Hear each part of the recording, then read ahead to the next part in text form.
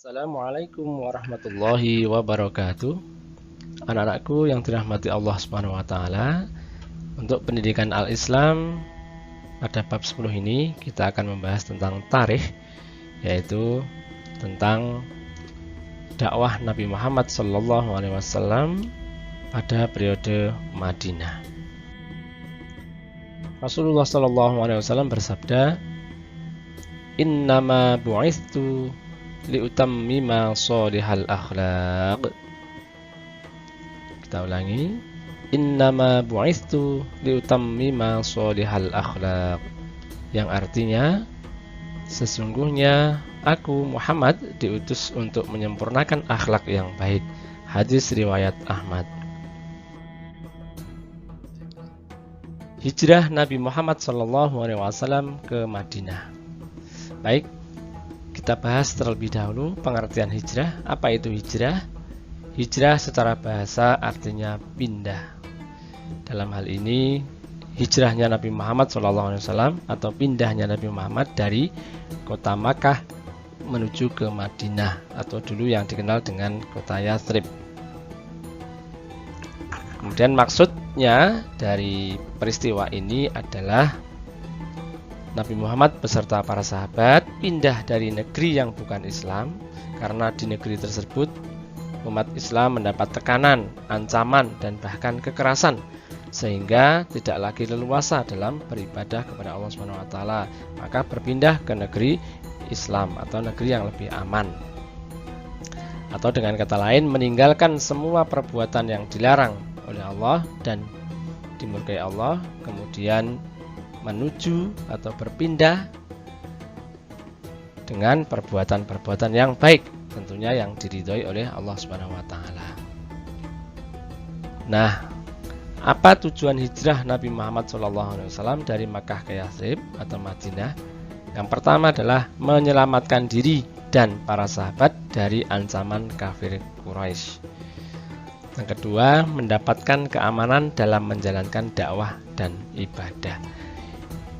Disinilah dua tujuan secara umum ya, yang perlu kita pahami, bahwasanya Rasulullah SAW mempunyai sebuah tujuan, tidak hanya sekedar pindah saja, tapi membawa misi atau tujuan, yakni menyelamatkan diri dan sahabat dari ancaman kafir Quraisy, kemudian agar menjalankan ibadah lebih aman.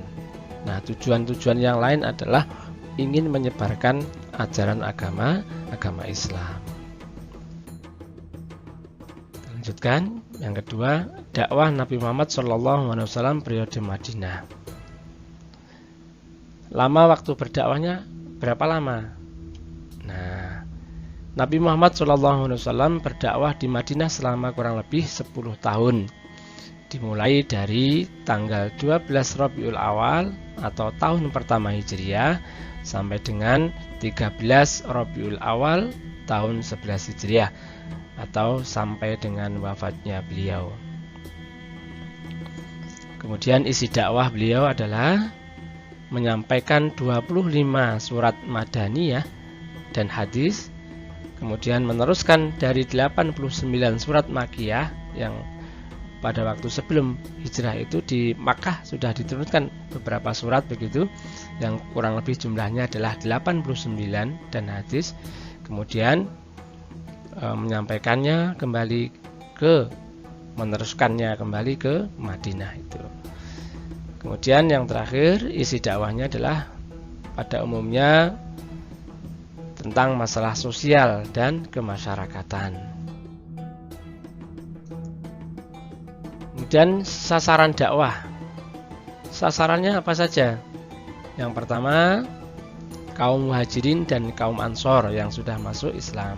Jadi dakwah beliau itu selain mengajak orang-orang kafir, kaum muhajirin dan kaum ansor yang sudah masuk Islam ini terus diberikan dakwah, diberikan penguatan akidah Nabi Muhammad SAW. Yang kedua, sasaran dakwahnya adalah kaum Yahudi Madinah. Kemudian yang ketiga, sasaran dakwah beliau kepada penduduk di luar Madinah yang meliputi bangsa Arab dan bangsa Yahudi, Persia, dan Romawi. Kemudian tujuan dakwah menyebarluaskan ajaran agama Islam. Yang kedua, tujuan dakwah Nabi Muhammad SAW adalah mengajak kaum Yahudi Madinah agar masuk Islam. Ketiga, menyampaikan hal-hal yang terpuji dengan akhlak yang baik. Peristiwa perang pada periode dakwah Nabi Muhammad SAW di Madinah. Jadi ada beberapa perang yang terkenal ketika Nabi Muhammad SAW berhijrah di Madinah yang tercatat dalam sejarah. Yang pertama adalah perang Mut'ah, kedua adalah perang Tabuk, ketiga perang Badar, ini yang terkenal dengan perang yang paling besar. Kemudian perang Uhud, yaitu di Jabal Uhud atau Gunung Uhud. Yang kelima, perang Khandaq. Khandaq itu istilahnya parit ya. Jadi perang parit ini beberapa peristiwa, yakni sahabat dan beserta Rasulullah SAW menggali parit untuk dijadikan benteng pertahanan. Jadi dalam bahasa Arab Khandaq atau perang parit. Peperangan yang dilakukan Nabi Muhammad dan para sahabat ini bukan untuk melakukan penjajahan, apalagi mendapatkan keuntungan dunia.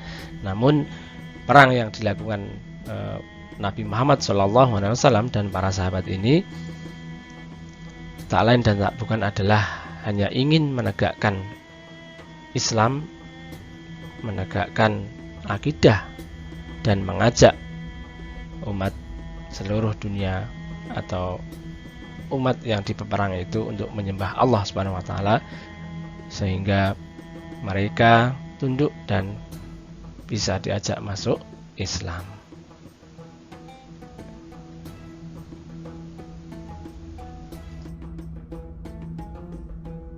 Strategi dakwah Nabi Muhammad SAW periode Madinah. Apa saja strateginya? Baik, kita bahas satu persatu. Yang pertama adalah membangun masjid. Nah, masjid yang pertama kali didirikan oleh Nabi Muhammad SAW yaitu Masjid Quba. Masjid ini berdiri sebelum memasuki kota Madinah.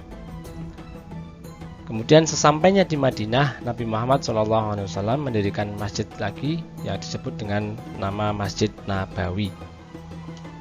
Kemudian strategi berikutnya, masjid ini berfungsi sebagai satu, membina umat dalam bidang akidah, ibadah, dan akhlak.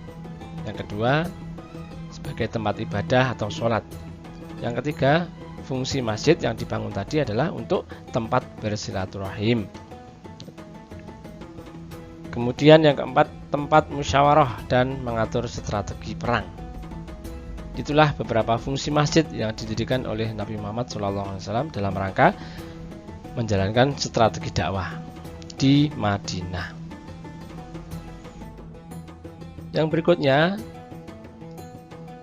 strategi beliau adalah menguatkan persaudaraan. Nah, Nabi Muhammad SAW mempersaudarakan antara kaum Muhajirin dan kaum Ansor. Persaudaraan ini dibangun atas dasar kesamaan tauhid dan kesatuan cinta kepada Allah Subhanahu wa taala. Nah, siapa saja yang dipersaudarakan oleh Rasulullah SAW?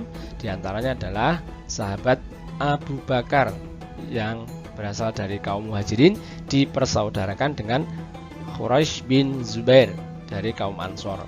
Yang kedua adalah Ja'far bin Abu Thalib, ini dari kalangan Muhajirin, kemudian dipersaudarakan dengan Muaz bin Jabal dari kaum Ansor. Kemudian yang dari Muhajirin, yang ketiga, sahabat yang dipersaudarakan adalah Umar bin Khattab, dipersaudarakan dengan Itban bin Malik al-Khazraj dari kaum Ansor. Yang keempat, yaitu Utsman bin Affan dari kaum Muhajirin, dipersaudarakan dengan Aus bin Thabit dari kaum Ansor. Yang kelima adalah Abdurrahman bin Auf dari kalangan Muhajirin, kemudian dipersaudarakan dengan Sa'ad bin Rabi al-Ansari dari kaum Ansor. Yang berikutnya, sifat teladan dakwah Nabi Muhammad SAW pada periode Madinah. Yang pertama adalah senantiasa yakin akan pertolongan Allah SWT. Ini adalah sifat yang harus kita tiru dari Nabi Muhammad SAW. Kita harus yakin bahwa setiap ada kesulitan pasti ada kemudahan. Allah pasti akan menolong kita. Kemudian kedua, bersikap tolong menolong dalam kebaikan dan kebenaran. Yang ketiga, senantiasa menjalin persaudaraan. Kemudian yang keempat adalah bersungguh-sungguh dalam berusaha dengan bekerja keras, cerdas, dan ikhlas. Keempat inilah sifat teladan Nabi Muhammad SAW dalam berdakwah. Demikianlah penjelasan singkat tentang bab 10 ini, yaitu tarikh dakwah Nabi Muhammad SAW di Madinah.